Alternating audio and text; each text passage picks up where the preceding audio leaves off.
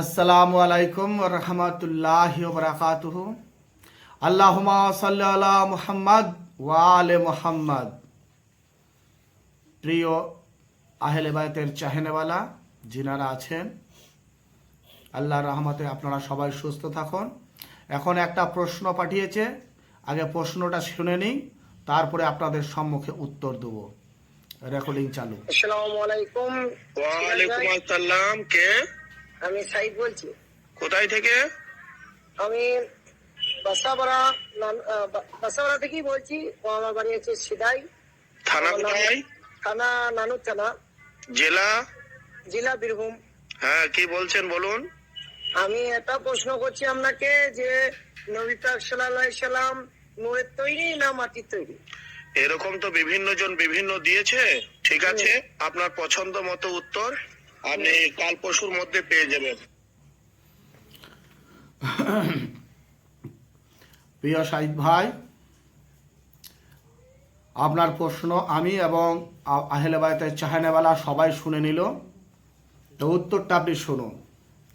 আল্লাহ রাব্বুল আলামিনের বাণী, কোরআন শরীফের আয়াত যদি ফলো করি তাহলে আমরা পাবো নবী পাক নূরের তৈরি। আর মুনাফিক, কাফের, জাহেল, মাবিয়ারকে কেউ যদি স্মরণ করে, তার হাদিস মোতাবেক যদি চলে, তাহলে নবী পাক হয়ে যাবেন মাটির। এটা সম্পূর্ণ আকীদার মধ্যে, যার যে যেমন আকীদা নেবে সে সেরকম দেখবে। যাই হোক ভাই, আমি সর্বপ্রথম উত্তর হাদিস কোরআনের বিভিন্ন মতে, বিভিন্ন মৌলানা, মৌলবী, হাফেজ, কারি, বহু লোকের মুখে বহু রকমভাবে শুনেছেন। আমি একটু আলাদা ধরনের এই উত্তরটা দিতে চাইছি। আমি এখন সকলে মিলে আমরা একবার চলে যাই ঈসা আলাইহিস সালামের মা মারিয়াম। তা ওনার দরবারে যদি আমরা গিয়ে দেখি, তো ওখানে আমরা দেখতে পাবো আল্লাহ রাব্বুল আলামিন জিবরিল আলাইহিস সালামকে বলছেন, এ জিবরিল, তুমি মরিয়মের মুখের সামনে গিয়ে এই দোয়াটা পড়ে দাও, সামনে পড়ে দাও, ওকে সজ্ঞান অবস্থায় এই দোয়াটা পড়ে এসো। জিবরিল আমিন ঈসা নবীর মায়ের সামনে এসে ওই দোয়াটা পাঠ করলেন সজ্ঞান অবস্থায়। তখন জিবরিল আমিন মাটির না নূরের না কিসের তৈরি, এটা ভাবুন। কারণ যখন উনি এসে দোয়াটা পড়ছিলেন তখন মানুষের রূপে ছিলেন, ফেরেশতার রূপে ছিলেন না। ফেরেশতার রূপে যদি থাকতেন তাহলে মারিয়াম ঈসা নবীর মা ফেরেশতার রূপ দেখে উনি অজ্ঞান হয়ে যেতেন। উনি সজ্ঞানে ছিলেন, সেটা প্রমাণ হয়ে গেছে। এবং ওই দোয়া পাক পড়ার পরে উনি আস্তে আস্তে অজ্ঞানের মধ্যে চলে যান। আমি ওই প্রশ্নে যাব না। এবার চলে আসি আমরা আহলে বায়াতের দরবারে। আহলে বায়াতের দরবারে যখন জিবরিল আমিন দর্জি সেজে এসেছিলেন, মানুষের রূপে ছিলেন। জিবরিল আমিন যখন আসতেন ওনাদের বাড়িতে, তো মানুষের রূপে আসতেন। যখন উনি ফকিরের বেশে এসেছিলেন, তো মানুষের রূপে এসেছিলেন। বহুবার নবী পাকের দোল্লা দোলাতে, মাওলা হোসেনের দোল্লা দোলাতে, আটা চাকি পিসতে খাতুনে জেহেরা বাড়ি যখন আসতেন, তো মানুষের রূপে আসতেন। তাহলে কি বোঝা গেল? রূপটা মানুষের, ভিতরটা নূরের ফেরেশতা। তাহলে কি আপনি মানুষ বলবেন? যাই হোক, আর একটা ছোট্ট মতো উদাহরণ আমি দিচ্ছি। নবী পাক একদিন জিবরিল আমিন দুজনই, নবী পাক বসে আছেন, জিবরিল আমিন এসছেন, এসে ওনার সঙ্গে কথোপকথন চলছে। সেই মুহূর্তের মধ্যে মাওলা হুসাইন উনি নানাজানের কাছে চলে গেলেন, ছোট বাচ্চা। নানাজানকে গলা ধরে আদর খেলেন। আদর খাওয়ার পরে বলছে, নানাজান, ইনাকে চিনতে পারছি না, ইনি কে বটেন? উনি বললেন, এটা তোমারও এক নানা বা আমার বন্ধু ধরে নিতে পারো। আচ্ছা, মাওলা হোসেন কি করলেন? সামনে দেখছে কিছু ফল রাখা আছে, ফলটা কিন্তু জান্নাতি ছিল। মাওলা হোসেন জিজ্ঞাসা করছেন, এ ফল কার জন্য? এ ফল কে নিয়ে এসেছে? তখন নবী পাক বলছেন, এ ফল নিয়ে এসেছে আমার বন্ধু তোমার জন্য। তা বললে, হ্যাঁ আপনার বন্ধু খুব ভালো, আমার জন্য ফল নিয়ে এসেছেন। উনি খুব খুশি হয়ে গেলেন, ওই ফল একটা তুলে নিলেন।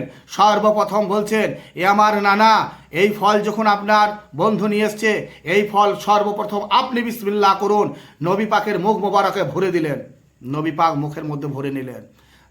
তারপরে ওখানে গিয়ে ওই ফল আবার একটি তুলে নিয়েছেন, তুলে নিয়ে জিবরিল আলাইহিসসালাম মানুষের রূপে বসে আছেন। ওনাদের ফল খাওয়া, কোনো খাবার খাওয়া তো দরকার নেই, কিন্তু জিবরাইল আমিনকে বলছে, এ আমার নানার বন্ধু, আপনিও মুখ খুলেন, নানা খাচ্ছে আপনিও খান। ওই ফল নিয়ে মুখের মধ্যে চলে গেছে। মুখের সামনে যখন ধরেছে, জিবরাইল আমিন বলছেন, আমরা এসব ফল খাই না, কারণ এটা আল্লাহর তরফ থেকে আমাদের হুকুম নাই। বলছে, আল্লাহর তরফ থেকে হুকুম নাই, তোমার আল্লাহকে বলে দিও, আমি হুসেন, আমি তোমাকে ফল দিয়ে তোমার মুখে ভরে দিচ্ছি, আল্লাহ তোমাকে কিচ্ছু বলবে না। যখন এই কথোপকথন চলছে, তখন আল্লাহ রাব্বুল আলামিন বলছে গায়বী আওয়াজে, এ জিবরাইল, তোমার ভাগ্য ভালো, তোমার নসিব ভালো, তুমি এতটাই নসিবওয়ালা যে মাওলা হুসেনের হাতের ফল তোমার মুখ মোবারকে চলে আসছে, তোমার মুখে চলে আসছে, তুমি গ্রহণ করে নাও এই মুহূর্তে। মানুষ রূপে ছিলেন না ফেরেশতা রূপে ছিলেন? যাই হোক ভাই, এবার আমরা আপনার এই উদাহরণ বোঝাবার জন্য বলছি, আমি হাদিস কুরআনে যাচ্ছি না। আমরা বাড়ির মধ্যে থাকি, সেখানে কি কারেন্ট থাকে আমাদের সঙ্গে, বন্ধুর মতো সাপোর্ট করে, হাওয়া দেয়, বাতাস, হাওয়া, লাইট, ফ্রিজ, সব কিছু আমরা কারেন্টকে ব্যবহার করি। বন্ধুর মতো কারেন্টের সঙ্গে আমাদের সম্পর্ক, কিন্তু উপরে একটা কভার দিয়ে আছে। যে বৈজ্ঞানিক বার করেছে তিনি ভালোই জানেন, এটার উপরে যদি যে বিজলি ঢুকছে, এর উপরে যদি একটা কভার না দেওয়া হয়, তাহলে মানুষের লোকসান হবে, ক্ষতি হবে, মানুষ মারা যাবে, মানুষ জ্বলে যাবে। যার জন্য ইনার উপরে এই কারেন্টের উপরে একটা লিবাস দিয়ে দিয়েছে, একটা কভার দিয়ে দিয়েছে। যেমন জিবরিল আমিন কভার মানুষের লিবাসে আসতেন, নবী পাককে ওইভাবেই কিন্তু মানুষের লিবাসে আল্লাহ পাক পাঠিয়েছেন। তাহলে কারেন্ট থেকে আমরা বহু উপকার পাচ্ছি, বিজলি থেকে আমরা অনেক উপকার পাচ্ছি, কিন্তু এই কভারটা যদি খুলে দেওয়া হয়, আমরা জ্বলে পুড়ে শেষ হয়ে যাব। কিন্তু আবার ভেবে দেখুন, ওই কারেন্টের খাম্বা, ওই কারেন্টের পোল, ওই কারেন্টের পিলার, যে খুঁটিগুলো থাকে, এর উপরে একটা 11,000 কিংবা 33,000 কারেন্টের ভোল্টেজের একটা তার চলে গেছে। পোলের মধ্যে লেখা আছে, সাবধান, ডেঞ্জার, খাতরা, যে তোমরা কেউ আমার কাছে পৌঁছাবার চেষ্টা করো না। আমার কাছে পৌঁছাবার চেষ্টা করলে মুসা আলাইহিস সালামের মতো পুড়ে ছাই হয়ে যাবে। আবার দেখা যাবে ওইটার মধ্যে একটা মাথার খুলি, দুটো হাড্ডিকে এইভাবে দেওয়া আছে। যারা লেখাপড়া জানো না তারাও বুঝে নাও, এই পোলটার মধ্যে উঠবে না, এই খুঁটির মধ্যে উঠবে না, আমার কাছাকাছি হলে তোমরা পুড়ে শেষ হয়ে যাবে। তাহলে কি বোঝা গেল? ওখান থেকে কারেন্ট আমার ঘরে আসছে, আল্লাহর আরশ থেকে, আল্লাহর কাছে থেকে নবী মানুষের লিবাসে চলে আসছে। আবার নবী পাক যখন মিরাজ করতে যাচ্ছেন, জিবরিল আমিন বলছেন, এই আমার শেষ রাস্তা, এরপর আর আপনার সঙ্গে আমি যেতে পারবো না, কারণ এরপর আপনার কাছ থেকে যে নূর বেরোবে, ওই নূরে আমি পুরে শেষ হয়ে যাব। আল্লাহর নবী আল্লাহর সাথে দিদার করে উনি ফিরলেন, নূরে মিলন হয়ে গেল। নূরের সঙ্গে নূরের যদি সাক্ষাৎ হয়, আলিঙ্গন হয়, কোনো ক্ষতি হয় না। কিন্তু আদমের সাথে অন্য জীবের সঙ্গে, অন্য কিছুর সঙ্গে যদি নূরের সাক্ষাৎ হয়ে যায়, জ্বলে খার হয়ে যাবে, জ্বলে শেষ হয়ে যাবে। আপনারা মুসা আলাইহিস সালামের ব্যাপার আপনারা ভালোই জানেন, কিন্তু নবীর সঙ্গে, নবীর পায়ে যে জুতো মোবারক গিয়েছিল, সেটাও কিন্তু জ্বলেনি। প্রিয় ভাই, আমি যতটুকু পারলাম হাদিস কোরআনের বাইরে এই ছোট ছোট উত্তর দেওয়ার চেষ্টা করলাম। কিন্তু মাবিয়া, নালাতুল্লাহ, মুনাফেকের হাদিস যদি কেউ পড়ে, তাদের আকীদা, ঈমান ওই রকম নিচের দিকে যাবে, ওদের মনোবৃত্তিটা নিচের দিকে যাবে। আর যদি কেউ আহলে বায়াতের শানকে ধরে থাকে, তাহলে নবীকে নূরের দেখবে। মাবিয়ার আকীদায় গেলে তারা কিন্তু নবী পাককে মাটির বলবে, কিন্তু নবী পাক আদৌ উনি মাটির নন, উনি নুনের তৈরি। নবী পাক যখন নবী পাককে তৈরি করা হয় 12,000 বছর জিকির করেছেন আল্লাহর, তসবিহ করেছে আল্লাহর। 1000 বছর একটা তসবিহ, ফের 1000 বছর একটা তসবিহ, ফের 1000, এইভাবে তসবিহ 1000 বছরে একটা তসবিহ 1000 বার পড়তেন। এবছর 12,000 বছর আগে নবী পাককে তৈরি করেছিলেন। আল্লাহু আমিন। যাই হোক, কিন্তু ওই নবী পাককে মানুষের লেবাস দিয়ে পাঠানো হয়েছে। যখন মাটি আর আদম আলাদা ছিল, হাওয়া আলাদা ছিল, তার 12,000 বছর আগে কিন্তু নবী পাককে তৈরি করা হয়েছিল।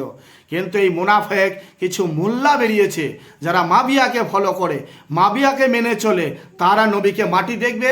আহলে বায়াতের শানকে যারা মেনে চলবে, আহলে বায়াতকে যারা ফলো করবে, তারা নবীকে নূরের দেখবে। আসসালামু আলাইকুম ওয়া রাহমাতুল্লাহি ওয়া বারাকাতুহু।